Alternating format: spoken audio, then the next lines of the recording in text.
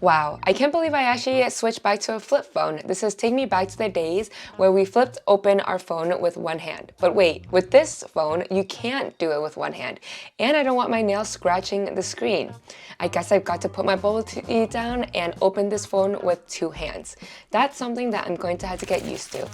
Alright friends, as you can tell from the title, I'm switching from the 16 Pro Max to the Z Flip 7, and it's been about a week, so I'm going to be sharing all of my thoughts, what I've learned, what's kind of shocking me, and new adjustments I had to make going from a standard phone to a flip phone. Also, as you guys probably know, I have been an Apple girl for a while. My channel is majority Apple because of the Apple ecosystem, but honestly, I feel like for the past few years, there really hasn't been that much of a big difference with the iPhone lately. The technology kind of remains the same. Like, just listen to the sound. I just can't. She is so sassy. So I genuinely feel like the design this year, they really nailed it because it's the year that I wanted to make the jump. I didn't really like the designs that much in the past, but with this Flip 7, the bezels are nearly non-existent. We have a wide screen, and also the hinge feels really premium as well. So I love how they upgraded it as well. I know the camera isn't a big change, but I generally love the way they designed the camera. What I truly love is how functional the screen has become. Instead of being just a standard screen, and the fact that you saw in my intro, this is gonna always be a two-handed phone. There are moments where you can use this phone with just one hand, and that's what they did with the front screen. So there's widgets that you can customize and use. So for me, what I have is I have my health app. So I like to see how many steps I've taken. I have my reminders app, and then I also have my alarms, because I'm kind of the type where I have like 5 alarms every day, and I change them every day depending on my schedule. So the next page, I have the Spotify app, because with me, I'm always playing music wherever I go, so I always have to have Spotify there. And then if you swipe to the right, this is where all your notifications live. You can respond back to messages, but it's really awkward to type because the camera's there. So I really just use it to read the notifications, and then I will flip open the phone to reply to those messages. In the corner, they give you the little mini updates. It's part of Samsung's AI summary feature. I generally don't really read it. I don't really care for it too much because the info it gives me already is on my phone. For example, certain weather changes, news updates, and kind of just recommended content. However, when it comes to this phone, you're mainly getting it for the fact that you can put it in like little pockets. It fits in my little purse, in my little pocket, and I'm just like, this is so cute. It makes me so happy. And the fact that it can fit in my pocket and won't hit into my hip when I'm sitting down. It's just little things that girls will really appreciate and goes a long way. Plus, holding it like this in my phone is so satisfying. It has a nice thickness to it, but not overly thick where it's heavy. But also when you open it, it is quite thin. I'm generally so surprised at how thin and light this is. I like how the camera does not protrude out, so it's very seamless. The design is very sleek and I love it. But yeah, that sound will never get old. Holding it like this is so satisfying in the hand.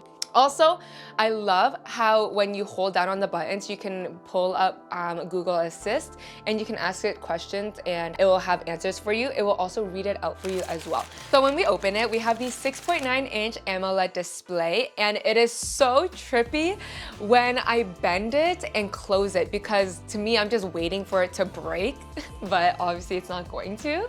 So with the 6.9-inch display, it can honestly be very comparable to the iPhone 17 Pro Max. The Pro Max is a little bit wider, however, I really have no issues with the length and the size of this screen. Now, the fact that it does fold, there is a little bit of a divot in the screen. However, when you're looking at it, you can barely notice it there. In the past lines, I find that you could see the divot, it's more obvious, but with the Z Flip 7 this year, it's honestly non-existent. In certain lighting, you can see it, of course, and when you touch it, you can feel the divot. But they made it so sleek and slim that it's barely noticeable. So let's talk about the ecosystem. The reason why so many people are hesitant to switching because they don't want to give up the ecosystem. Anyways, for folks who are a die-hard Apple ecosystem person, you are gonna miss a lot of the features that the ecosystem has to offer. With the Samsung Z Flip 7, you can say goodbye to your Apple Watch. However, with the AirPods, at first I did have to manually connect the Bluetooth and it takes a few seconds. But after some time, the Samsung was recognizing my AirPods once I put it in. It takes a little longer than, iPhone to AirPods, but we got automatic connection. There's no more manual work there. Of course, you are gonna miss out on the app for the AirPods, so you won't be able to use the Find My app to look for your tech or friends. That's kind of something I miss the most, honestly, is the Find My app. I love knowing where my friends are and I love finding my tech wherever I can with the Find My app. If you find that you're just really bored of Apple tech and you want to give it a try, it's not that scary to get out of the whole ecosystem. Also, Samsung has introduced RCS chat, which mimics iMessage. When you're sending photos and videos, it is going to be higher quality versus through text message or SMS. Now, I do have to say, I genuinely love Samsung's AI features. I use them all the time. A few that I love is Circle to Search.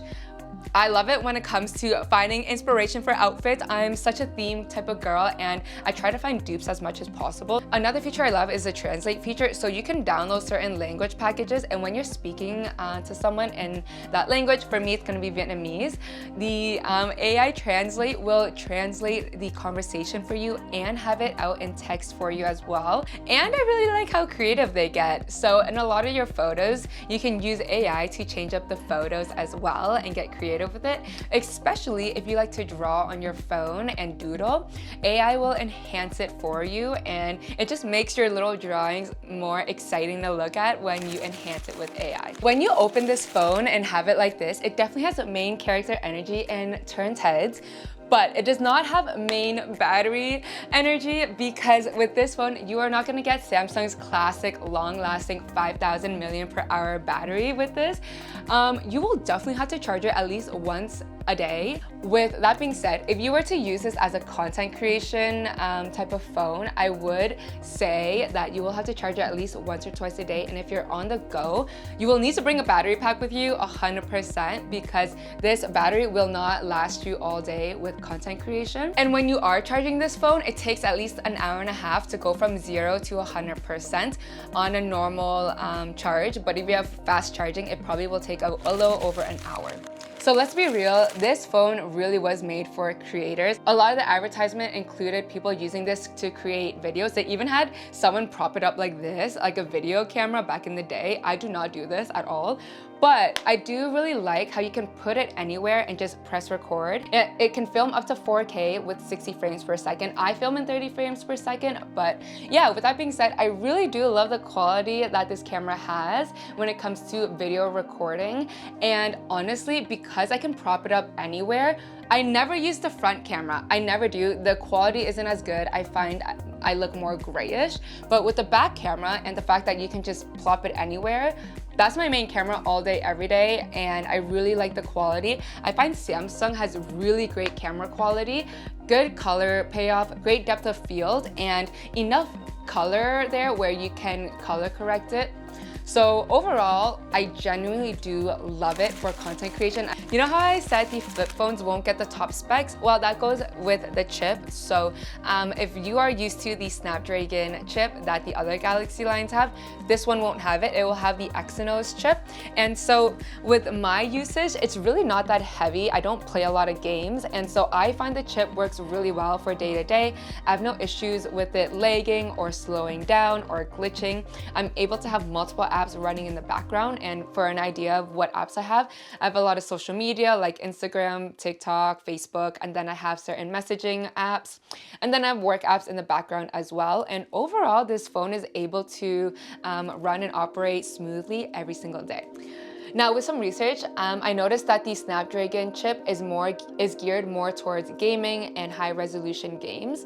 So if you aren't really looking to use this for playing games, you will be fine, and I'm sure it's gonna be able to, handle your games perfectly well. Whereas the Snapdragon, it helps it from overheating too much when you're playing those extensive games. So that's the biggest difference between the two chips. And this flip phone just made me realize that I'm not looking at this phone for top specs. I'm looking at this phone for creativity, for personalization, and the fact that we're at a point where we can flip a phone and it doesn't crack. So that was my 1 week review of the Flip 7. Let me know your thoughts in the comment section. If you have already switched, what are your thoughts, or if you're thinking about it and what's stopping you. Other than that, I hope y'all enjoyed this video. However, that is it from me, and I'll see y'all in the next one. Peace.